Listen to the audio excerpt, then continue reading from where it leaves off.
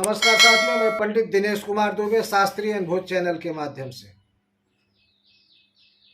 आज एक बहुत रोचक कहानी आप लोगों को सुनाऊंगा। बहुत पहले भारत में एक संत हुआ करते थे जिनका नाम था महात्मा कबीर। उनका काम था घर में कपड़ा बुनना और कपड़ा बुनकर उसे ले जाकर वो बाजार में बेचते थे और उसी से उनके परिवार का जीवन यापन चला करता था। किसी से कोई लेना नहीं, किसी से कोई देना नहीं, कभी गुस्सा नहीं, कभी कुछ नहीं। कुछ बच्चे हर जगह होते हैं और बच्चे कबीर को काफ़ी चिढ़ाने का प्रयास करते थे, लेकिन कबीरदास जी कभी गुस्सा करते ही नहीं थे। बच्चे परेशान हो जाते कि इनको मैं इतना चिढ़ाता हूँ फिर भी ये गुस्सा नहीं करते हैं। एक दिन की बात है, महात्मा कबीर एक धोती बनाए और बना के बाजार में बेचने के लिए चल दिए और गए बाजार में एक जगह अपनी धोती रख के बैठ गए। वो शरारती बच्चे घूमते घूमते वहां आ पहुंचे और कहा, बाबा जी ये धोती कितने की है? उन्होंने कहा, बेटा 20 रुपए की।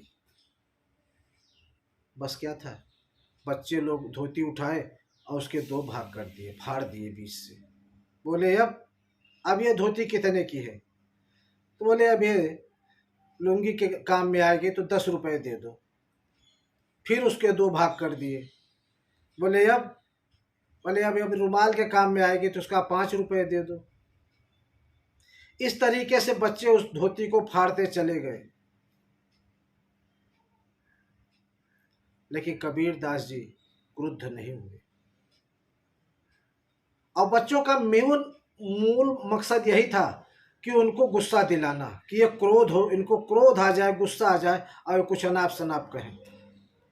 लेकिन कबीर दास को गुस्सा नहीं आया, बिल्कुल गुस्सा नहीं आया। बच्चे हतप्रभ रह गए।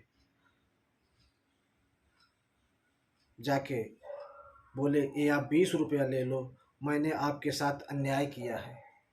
आपकी 20 रुपए की धोती थी, आप 20 रुपया हमसे ले लो और मुझे माफ़ करो। कबीर दास ने कहा, नहीं, इस चीज़ की अब कोई कीमत नहीं है, अब यह निर्मूल्य हो गई है, इसका कोई मूल्य नहीं है।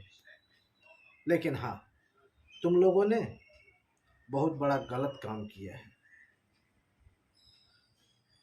तुम लोगों ने पहली बात तो उस कपास बोने वाले किसान का अपमान किया है, जिसने मेहनत करके कपास बोया और कपास उगाया, उसका अपमान किया। उसमें से रुई निकाल के, रुई धुनने वाले धुनका जो होता है, उसका अपमान किया है। और उसके बाद जो तागा बना के कपड़ा बुनता है, बुनकर तुमने उसका अपमान किया है। हमारा तो अपमान हुआ ही नहीं कुछ, हम तो केवल लाके बेचने के लिए लाए थे, लेकिन तुमने बहुत सारे लोगों का अपमान किया है। बच्चे हतप्रभ रह गए और उनके पैरों पर गिर पर माफ़ी मांगने लगे कि हमको माफ़ कर दो। बोले, तुमको एक शर्त पर माफ़ करूँगा कि तुम लोग वादा करो कि भविष्य में ऐसी गलती दोबारा नहीं करोगे। बच्चे कान पकड़े और माफ़ी मांगे और उनसे वादा किए कि हम भविष्य में ऐसा किसी के साथ कभी नहीं करेंगे।